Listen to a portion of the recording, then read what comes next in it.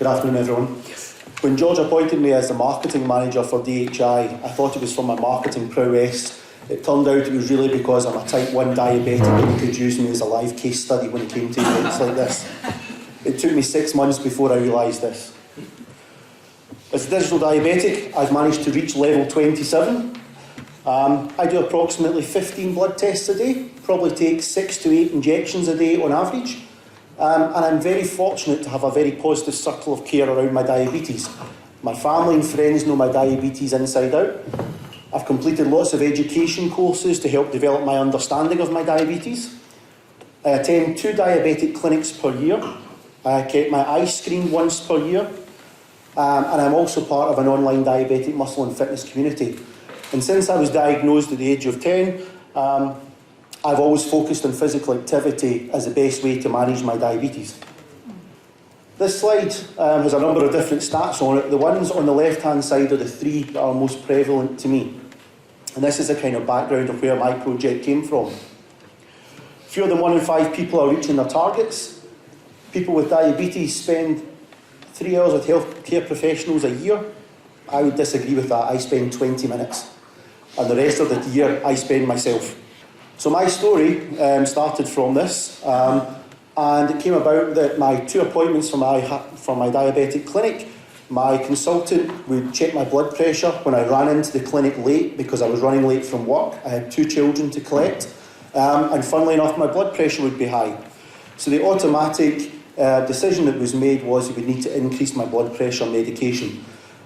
For months, I resisted this until the ultimatum came that unless I could prove him otherwise, I was going to be getting more tablets to manage my high blood pressure. So I accepted the challenge, and I wanted confidence to develop my own care plan. I wanted to empower myself and my healthcare professional to make more informed decisions around my health and care. And I thought I could use digital technology to do this. So in terms of sharing data, please feel free. This is my data. If you want to do something with it, I challenge you, because I don't know anything that could be really done that's that exciting. The colours in green, or the green colour, that is a non-diabetic, and the stats at the bottom, that's all my results over the last period. My HbA1c is 49. It is pretty good for a diabetic. My blood pressure, funnily enough, is high. My cholesterol's not great, and my weight could always be improved. So as part of the project, I set some very simple challenges to decrease my weight, maintain or decrease or maintain my HbA1c, decrease my blood pressure and decrease cholesterol over a period of time. And I wanted to use technology to do this. So I have several different types. I have an implantable, so I have the Freestyle Libre sensor implanted in my arm. This has been a very valuable asset. It allows me access to my blood readings at any time of day. So no longer am I finger pricking 15 times a day. I think I have done hundreds of thousands of these over the year, and probably in the last 6 months I've done 2. The sensor does everything for me now.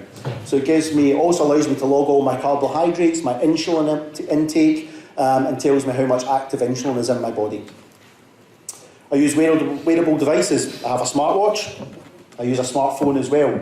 I monitor my activity, calories burned, heart rate, exercise, standing time throughout the day, all the standard things that the Apple Watch and sensors monitor.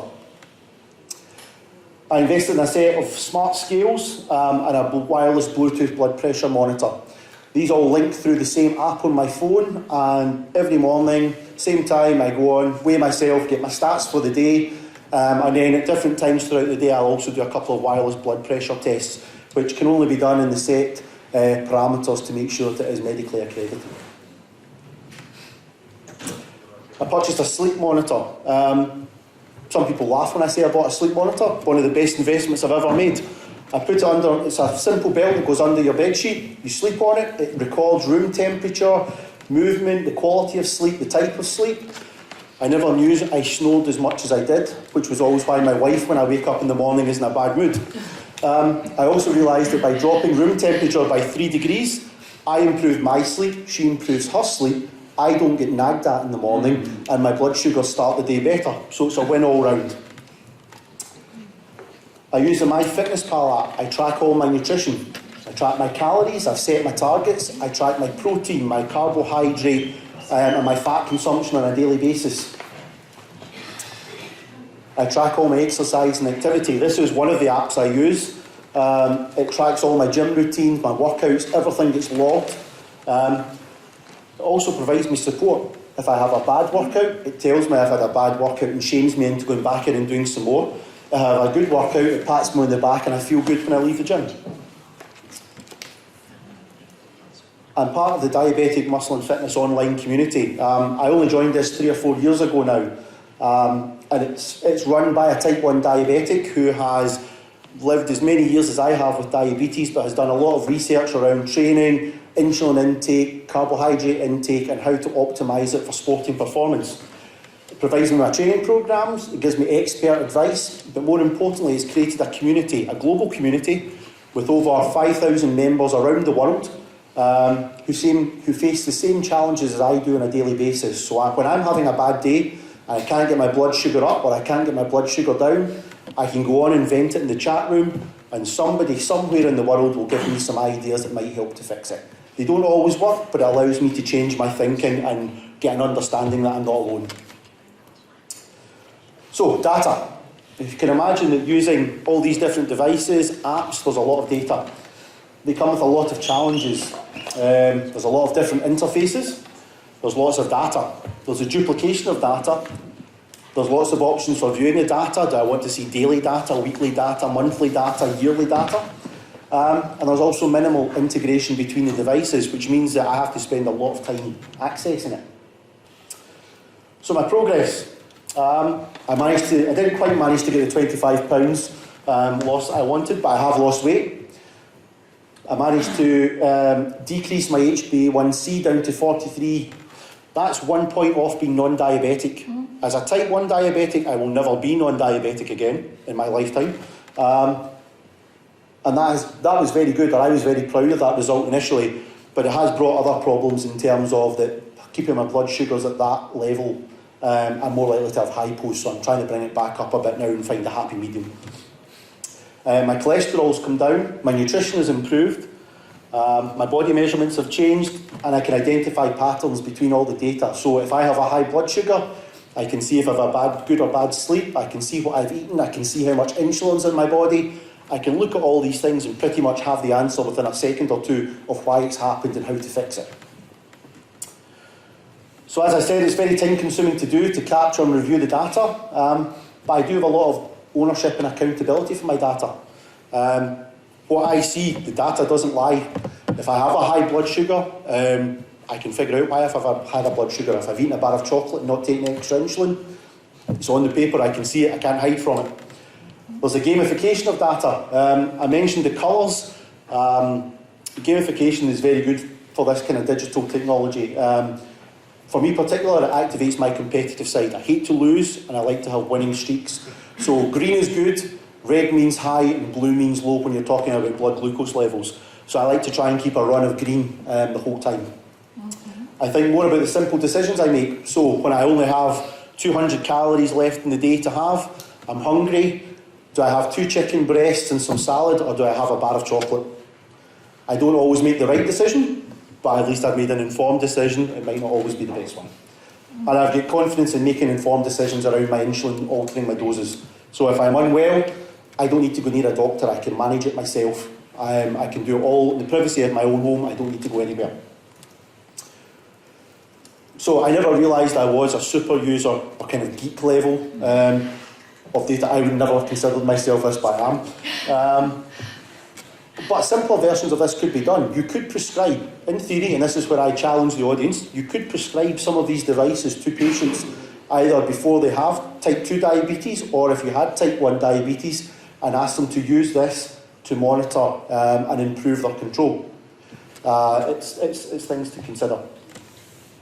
So this is the art of the possible. George has already mentioned our DHI exchange layer. This brings it all together. So we've created this exchange layer where I can choose to share data. It's all GDPR compliant, so I choose what data I want to share and who I share it with. And then we can create tailored dashboards for those audiences. So information from all my or the majority of my consumer devices, which are all off-the-shelf public devices, or consumer devices, you can buy them in shops, you can buy them online, linked with medical systems, linked with the medical data from my medical apps, all that information feeding into one place, which can then be accessed by different users.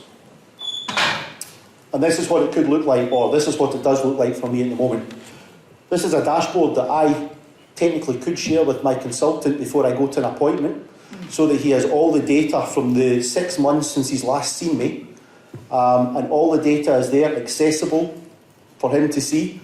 And instead of a decision being made to increase my blood pressure medication with no other knowledge of the grey area around my life, he could say, yes, Grant, you don't have high blood pressure, we don't need to give you any more medication, or yes, Grant, your blood pressure is high, but let's look at your nutrition over the last 6 months, let's look at your exercise levels.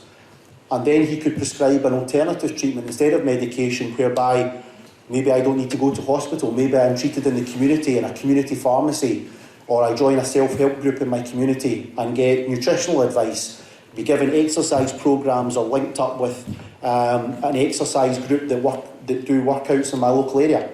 It changes the model of care and potentially allows me to drop out the pipeline of going to a diabetic clinic, which is already oversubscribed. It's only going to get more subscribed as more and more people end up with type 1 and type 2 diabetes, and puts more pressure on the NHS. So by taking me out, somebody who needs help can be seen quicker and get the access to the services they require. So thank you very much. That is my details if you want to contact me. If you have any questions, feel free to ask.